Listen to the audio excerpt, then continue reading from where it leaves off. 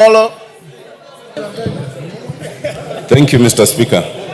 Mr. Speaker, for starters, and because not all members have read the judgment, allow me to read 3 paragraphs so that people are in tandem. Paragraph 504. We thus hold and find that the simultaneous holding of the position of Speaker with that of the leader of political party and the leadership positions in the ruling political coalition, as in the case with the current National Assembly, and the concluding part is this dual role is therefore unlawful and unconstitutional. Mr. Speaker, that is paragraph 504. They continue in 505. We hold that the Speaker was elected in accordance with Article 106 of the Standing Orders. The fact that he was a party leader at the time of his election could not invalidate his election. However, for the reasons we have given, his position as the leader of Ford Kenya or the leader of any other political office, for that matter, became untenable and inconsequential the moment he assumed the office of the Speaker of the National Assembly. He could not, and he has no capacity to perform any other functions as a leader of a political party or a political organ as long as he is the Speaker of the National Assembly. I've referred to 2 paragraphs, 504 and 505. That is on the whether the court expressly found the 2 offices untenable. And I will be making a concession separately. Now, 508, and this is important because I think we are debating in ignorance, Mr. Speaker. 508, it is hereby declared that the question as to which party or coalition of parties is a majority in the National Assembly in the 13th Parliament was determined by the sovereign will of the Kenyan voters during the 9th August 2022 general election. It continues, Roman 2, it is hereby declared that the Honorable Speaker's ruling on determination contained in his communication of 6th October is null and void. Roman 3, it is hereby declared that the Honorable Speaker's ruling on determination, blah, blah, blah, on the minority, again, is null and void. And finally, an order of certiorari is hereby issued quashing the Speaker's ruling. Let me now make my submission, Mr. Speaker. First of all, this matter did not go to court in vain.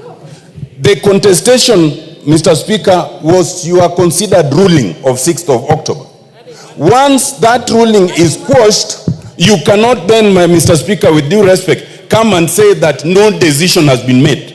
The consequences are 2. 1, the leader of minority becomes the leader of majority by operation of law, even if you do nothing else. But in this case, we have gone further. And under Standing Order 19A, Standing Order 3, it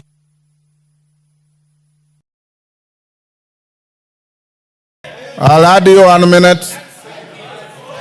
1 minute. Mr. Speaker, under 19A is very clear. The majority party whip shall communicate the name of the members elected under paragraph 1 to the Speaker in writing. And that was already done by the Honorable Millie Mabona. That settles that case. Mr. Speaker, the only way we can start debating whether this decision quashes and changes the position of majority and minority is if we want to practice impunity. Mr. Speaker, and I agree with the observations, it is not in this forum to question the reasoning in the judgment. That must be questioned elsewhere. The only issue is it the finding of the court? And it is. And if we are to be a country that practices the rule of law, let it be appealed. But until then, let it be implemented.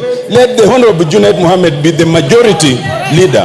And it does not matter whether you are in government or not, because we are not debating who's in government and who's not. We are not debating the reasoning. Mr. Speaker, we are not even debating your election because we all participated. Some of us who are not in the other party still voted for you. So, Milemba.